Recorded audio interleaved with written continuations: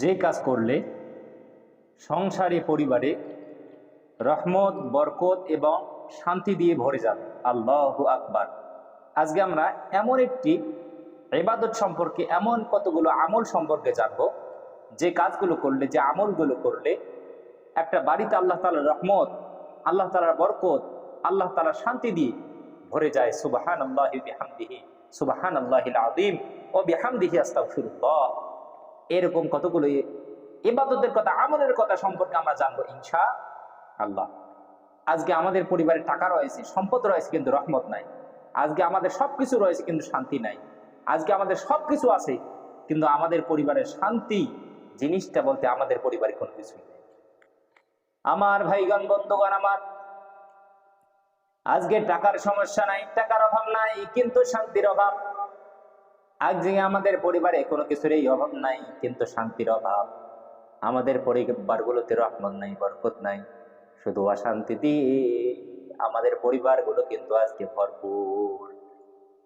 পরিবারের রহমতের জন্য, সংসারের রহমত বরকত ও শান্তিতে যেন ভরে থাকে, এর জন্য আমরা প্রথম নম্বরে যে আমল করব, যেখানেই আমরা যাই না কেন, যেখানেই থাকি না কেন, যখনই আমরা বাড়িতে প্রবেশ করব, বাড়িতে ঢোকার সময় বিসমিল্লাহ বলে বাড়িতে আমরা প্রবেশ করব। বিসমিল্লাহ বলে আমরা বাড়িতে প্রবেশ করব। যখনই আমরা বাড়িতে ঢুকবো, কি বলে প্রবেশ করব? যখনই আমরা বাড়িতে প্রবেশ করব, বিসমিল্লাহ বলে প্রবেশ করব। বিসমিল্লাহির রহমানির রহিম বলে আমরা বাড়িতে প্রবেশ করব, বাড়িতে ঢুকবো।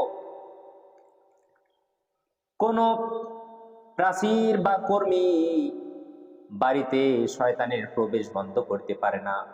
আপনি যত বড়ই প্রাচীর বাড়িতে দেন না কেন, যতগুলো আপনি আপনার বাড়িতে আপনি যত কর্মচারী রাখেন না কেন, শয়তানের যাতায়াত কিন্তু আপনি কখনো বন্ধ করতে পারবেন না। কিন্তু আল্লাহর নবী, বিশ্ব নবী সাল্লাল্লাহু আলাইহি সাল্লাম বললেন, যে বাড়িতে প্রবেশের সময় কোনো মানুষ বিসমিল্লাহ পাঠ করে, ওই বাড়িতে কখনো শয়তান থাকতে পারে না। ওই বাড়ির মধ্যে আল্লাহ তাআলা তার রহমত বরকত দিয়ে কিন্তু ভরিয়ে দেন, এবং ওই বাড়ি থেকে আল্লাহ তাআলা শয়তানকে তাড়িয়ে দেন। এজন্য বাড়িতে ঢোকার সময় আমরা যদি আল্লাহরে যদি স্মরণ করি, ওই বাড়ি থেকে শয়তানরে তাড়িয়ে দিবেন কে? হযরত জাবের ইবনে আব্দুল্লাহ রাদিয়াল্লাহু তাআলা থেকে বর্ণিত, আল্লাহর নবী বিশ্ব নবী সাল্লাল্লাহু আলাইহি সাল্লাম বললেন, কোন ব্যক্তি ঘরে প্রবেশ ও খাবার কালে, খাবার সময় যদি বিসমিল্লাহ পাঠ করে, ওই বাড়িতে এবং খাবার সময় শয়তান ওই মানুষটার সঙ্গে কখনো সঙ্গী হতে পারে না। আল্লাহু আকবার। তাহলে আমরা যদি বাড়িতে প্রবেশ করার সময় এবং খাবার সময় যদি আমরা বিসমিল্লাহ বলি, তাহলে ওই বাড়িতে শয়তান থাকতে পারে না, ওই খাবারে কখনো শয়তান অংশগ্রহণ করতে পারে না। একটা মানুষ যখন তার বাড়িতে প্রবেশের সময় এবং খাবার সময় যখন সে বিসমিল্লাহ পাঠ করে, আল্লাহর নবী বিশ্ব নবী সাল্লাল্লাহু আলাইহি সাল্লাম বলেন, তখন বড় শয়তানটা তখন ছোট শয়তানগুলোকে বলে, এই বাড়িতে রাত্রি যাপন এবং তোমাদের জন্য খাওয়া দাওয়া কিন্তু বন্ধ হয়ে গেল। আল্লাহু আকবার। অর্থাৎ এই লোকটা যদি বিসমিল্লাহ যদি না পড়তো, তাহলে এই বাড়িতে রাতে তোমরা থাকতে পারতা এবং এই বাড়িতে তোমরা রাতে খাবার খাইতে পারতা, কিন্তু বিসমিল্লাহ বলার কারণে, খাবার শুরুতে বিসমিল্লাহ বলার কারণে এই বাড়িতে থাকাও হবে না আর খাওয়া দাওয়াও কি হবে না। আল্লাহু আকবার, আল্লাহু আকবার, আল্লাহু আকবার। তাহলে যে বাড়িতে বিসমিল্লাহ বলে কেউ প্রবেশ করে, বিসমিল্লাহ বলে ঘরের দরজা লাগিয়ে দেয়, আউযু বিল্লাহ, বিসমিল্লাহ বলে ঘরের দরজা লাগিয়ে দেয়, জানালা লাগিয়ে দেয়, বিসমিল্লাহ বলে যে এবারে মানুষেরা খাবার খায়, ওই বাড়িতে শয়তান কখনো থাকতে পারে না। আর যেখানে শয়তান থাকে না, সেখানে রহমত বরকত শান্তি দিয়ে ভরিয়ে দেন কে? আর যে বাড়িওয়ালারা বিসমিল্লাহ বলে না, খাবার শুরুতে বিসমিল্লাহ পড়ে না, ঘুমানোর সময় বিসমিল্লাহ বলে না, বাড়িতে প্রবেশের সময় বিসমিল্লাহ বলে না, বড় শয়তানটা ছোট শয়তানগুলোকে বলে, এই বাড়িতে রাতে থাকবা এবং এই বাড়িতে তোমরা রাতে তোমরা খাবার খেয়ে নিবা। নাউযুবিল্লাহ। তাহলে আমরা যখন আমাদের বাড়িতে প্রবেশ করব, বাড়িতে প্রবেশ করার সময় আমরা বিসমিল্লাহ বলে বাড়িতে প্রবেশ করব, তাহলে আমাদের ঘরে রহমত বরকত শান্তি দিয়ে ভরিয়ে দিবেন কে?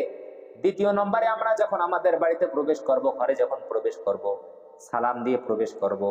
কারণ রব্বুল আলামিন বললেন, ফাইদা দাখালতুম বুয়ুতান ফাসাল্লিমু আলা আনফুসিকুম, তোমরা যখন তোমাদের বাড়িতে প্রবেশ করবা, তখন নিজেরা কি দিবা? সালাম দিয়ে প্রবেশ করবা। কথা কার? আল্লাহ তাআলার। তাহলে যখন কোনো মানুষ বাড়িতে সালাম দিয়ে প্রবেশ করে, ওই মানুষটা ওই বাড়িটার জন্য শান্তি কামনা করে, রহমত কামনা করে, বরকত কামনা করে।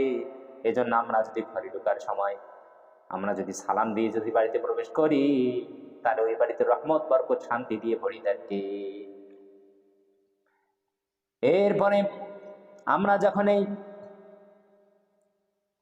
বাড়ির কোনো কাজ করব, প্রত্যেকটা কাজের মধ্যে আমরা বিসমিল্লাহ বলবো, বিসমিল্লাহির রহমানির রহিম আমরা পড়বো।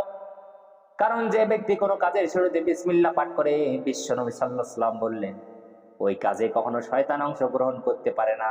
ওই কাজের মধ্যে কিন্তু আল্লাহ তাআলা সফলতা, কামিয়াবি কিন্তু দান করে দেন। আল্লাহু আকবার। তাহলে আমরা যখন এই বাড়ির কোনো কাজ করব, প্রত্যেকটা কাজে আমরা কি বলবো? বিসমিল্লাহির রহমানির রহিম। প্রত্যেকটা কাজ আমরা বিসমিল্লাহ বলে শুরু করব। তাহলে আমার ভাইগণ, বন্ধুগণ, আমার জাবের রাদিয়াল্লাহু তাআলা আনহু বললেন, ঘুমানোর আগে ও আল্লাহর নবী, বিশ্ব নবী সাল্লাল্লাহু আলাইহি ওয়াসাল্লামের উম্মতেরা, সন্ধ্যার সময় যখন হয়ে যাবে, সন্তানদেরকে বাইরে আসতে দিবা না, সন্তানদেরকে ঘরের বাইরে আসতে দিবা না। কারণ ওই সময় দুষ্ট জিনেরা কিন্তু বিচরণ করতে থাকে। দুপুর বেলা এবং মাগরিবের আযানের পরে ভুলেও কখনো ছোট সন্তানদেরকে নিয়ে বাইরে আসবেন না, ঘোরাঘুরি করবেন না। কারণ ওই সময় দুষ্ট জিনেরা এদিক সেদিক তারা বিচরণ করতে থাকে, ঘোরাঘুরি করতে থাকে।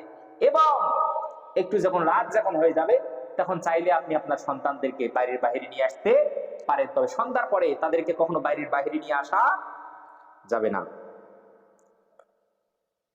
আল্লাহ নবী, বিশ্ব নবী সাল্লাল্লাহু আলাইহি ওয়াসাল্লামের সাহাবী বললেন, হযরত জাবির রাদিয়াল্লাহু তাআলা তিনি বলেন, যখন তোমরা দরজা বন্ধ করে দিবা, বিসমিল্লাহির রহমানির রহিম বলে দরজা বন্ধ করবা। বাতি যখন নিভিয়ে দিবা, বিসমিল্লাহ বলে বাতি নিভিয়ে দিবা। মশকের মুখ, কোন পানির বর্তনের মুখ যখন বন্ধ করে দিবা, তখনও তোমরা বিসমিল্লাহ বলে বন্ধ করে দিবা। তাহলে ওই বাড়িতে আল্লাহ তাআলা রহমত, বরকত, শান্তি দিয়ে ভরে দিবেন। সুবহানাল্লাহ। এরপরে আমরা যখন সিঁড়ি দিয়ে যখন উপরে উঠবো, বা আমরা যখন উপরে উঠবো, তখন আমরা তাকবীর দেব, আল্লাহু আকবার।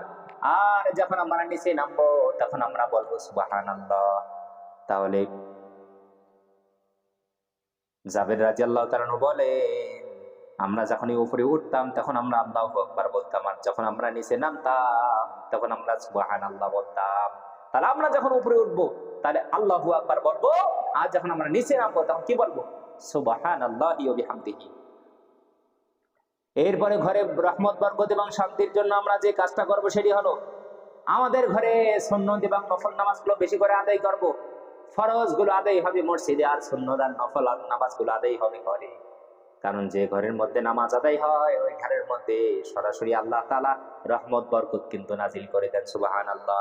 আমাদের ঘরগুলোতে আজকে রহমত, বরকত না থাকার অন্যতম একটা কারণ হলো, আমাদের ঘরগুলো আজকে হয়েছে কবরের মতো।